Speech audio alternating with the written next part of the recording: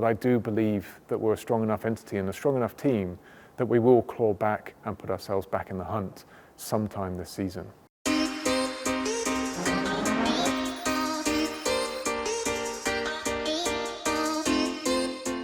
Why was the porpoising so bad in Baku, say relative to Barcelona? Does it vary track by track? Because it looked like in Barcelona you had certainly fixed the issue. There is definitely a track by track element, and it's a function of how smooth the tarmac is and the layout of the circuit. I would say Baku, certainly of the circuits we've had so far, is on the worst end of it, and conversely Barcelona probably on the better end of it. So those two circuits definitely will highlight the strengths and weaknesses of the package. But it's also worth putting a little bit of time into explaining porpoising, bouncing, bottoming. Three words possibly being spoken a lot with a little bit of association of being the same thing, but they're not quite. We definitely suffered porpoising in the earlier races, and in Barcelona we didn't. And we've made a tremendous amount of effort on our package to make sure that we tried our best to resolve it. And I'm confident we've made a step. In Barcelona, the car was stable, robust, and we could lower it. And that's the key is, we managed to create a package where aerodynamically we were able to work with it a lot more, we could work with setup, and we could drop the car in terms of ride height, producing performance. Come now to Monaco and to Baku, what that unfortunately uncovered is a second issue that was being masked by the first. I'm confident we've made a step forward in terms of porpoising, but we very clearly have bouncing. And to the outside, it looks almost identical, but there is a subtle difference between the two. What's happening now is the car is lower as a result of fixing the first issue, but now hitting the deck quite hard. And that's creating the bouncing that you see at the moment. Again, you try and extract performance by running the car low, but the problem's very different. And the bumpier the track, the more the input is clearly having an effect, which is what you saw in Baku. I think what's clear is that we still have a long journey in front of us to learn everything we need to be fighting at the front. But perhaps more importantly, you will, as just suggested by this question, see performance variation track on track as we go forward. Canada for sure will be very different to Silverstone in terms of how our car performs. I'm pleased to report that Lewis is here this morning. I've spent a few hours with him and he's okay. He'll be back in the car in Montreal. He's an elite athlete that will push the bounds of endurance of himself and the car. And that's what Formula One drivers do. That's what makes them exceptional. On this occasion though, we pushed the package and our drivers too far. We are putting them into significant discomfort and we simply can't do that again. Our drivers are not the only ones suffering. You'll see in the media a number of comments from a number of drivers who are equally in discomfort and pain. And we have a responsibility now to make sure that this doesn't carry on. About halfway through the race, Lewis commented that his seat had gone cold. What was that? It's a good question in as much as I didn't have an answer until I spent a few minutes with Lewis earlier to actually ask him. What happened is nothing really had changed in the car. It just looks like after the amount of pummeling his back had taken from the bouncing, he fundamentally had a numbness that set in.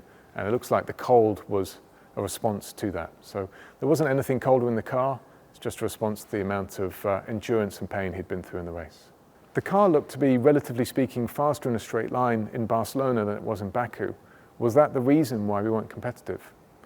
The short answer is no. You're correct in the view that the straight line speeds, it's all relative of course, were different. And to explain that, Barcelona is around a high downforce, high drag therefore wing, and everyone pretty much moves up to that. So we're all in a very similar boat in terms of what rear wing we're running. In Baku, a number of teams opted to go quite light on the rear wing level, lighter than we were expecting them to go. In the case of Alpine and Red Bull, for example, they were probably at the extreme end. They were quite a bit faster in a straight line. Ferrari a little bit faster than ourselves, and then McLaren, AlphaTauri, Williams were around the level that we were. Ultimately, it comes down to a compromise. You can't take rear wing off the car and gain straight line speed without losing in the corners. So here, for example, in Baku, it's around where we were losing the most relative to our two main rivals, Red Bull and Ferrari. And that wasn't on the straights. Actually, a lot of the losses to Ferrari were through the corners, more significantly through the corners. And I'm confident that had we taken rear wing off the car, we would have been faster in a straight line. But overall, our car would have been slower on lap time. And ultimately, that's what it comes down to in qualifying and the race. Why did you double stack George and Lewis? We did that twice in the race, although the second time there was a larger gap between the two cars. and there was a reason. Both of those were under VSC conditions. A VSC and a safety car, both one and the same really for this purpose, means you gain a tremendous amount of overall race time when you complete a pit stop.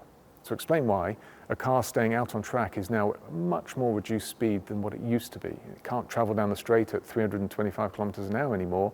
It must travel down on a predefined FI given reference lap, which is quite a bit slower in Baku. To put a number on it, it's about a 10-second race time gain or a pit stop gain that you get from it. So therefore, it's quite beneficial completing your stop under those VSC conditions. In the case of Baku, we'd already highlighted before the race started that that hard tyre was very robust and could make an entire race distance if required.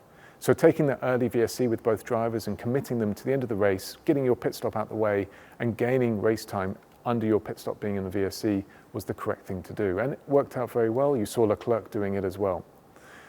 There was an opportunity later on in the race with George. He had no position loss by again changing to a brand new fresh set of hard tyres. In the case of Lewis, there was a position loss. It was to Tsunoda.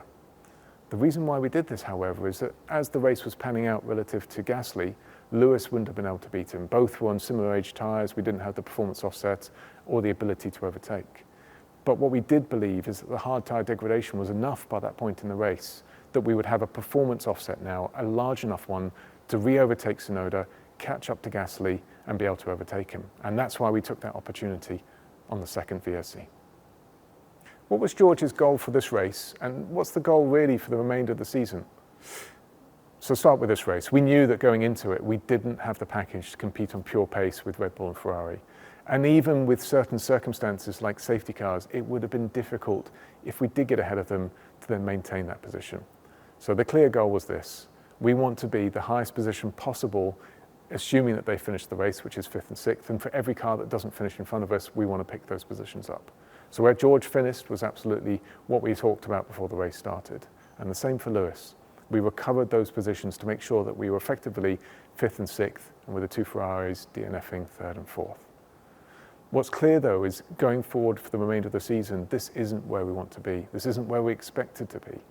And we have developments in the pipeline that we believe will make steps. I don't think there's going to be one single step that suddenly resolves this, but I do believe that we're a strong enough entity and a strong enough team that we will claw back and put ourselves back in the hunt sometime this season. So therefore, to define George's goal for the remainder of the season, it's making sure that we have no mistakes. He keeps the car finishing at the end of the race, that he builds on his knowledge and his learning, and that as the car performance increases, he also has the opportunity to fight for podiums on merit and wins. The same applies to Lewis. We have two of the best drivers, if not, in my opinion, the best drivers in the sport, and they're hungry to win a race. We just have to provide them a package that can do it. What are your predictions for Montreal? Do you think it will suit the car better than Baku and Monaco did? Every track we go to, we are learning a tremendous amount about this car. And Barcelona, for all intents and purposes, was really, to us, a new car. We didn't expect perhaps to drop back as much as we did in Baku, but that provided a platform to learn from. Montreal isn't going to be substantially different to the last two races. I think we'll still have a package that isn't at the front on merit. Red Bull and Ferrari will still be the benchmark that we have to compare ourselves to. I think, though, that the large gap you saw in qualifying in Baku perhaps won't be that big in Montreal. It'll be back down from where it was. And as we go through all the races from then onwards, I'm fairly sure we'll find small steps and developments that push us back towards the front. Thank you again for all of your questions, and we'll be back in a week's time to debrief on the Montreal Grand Prix.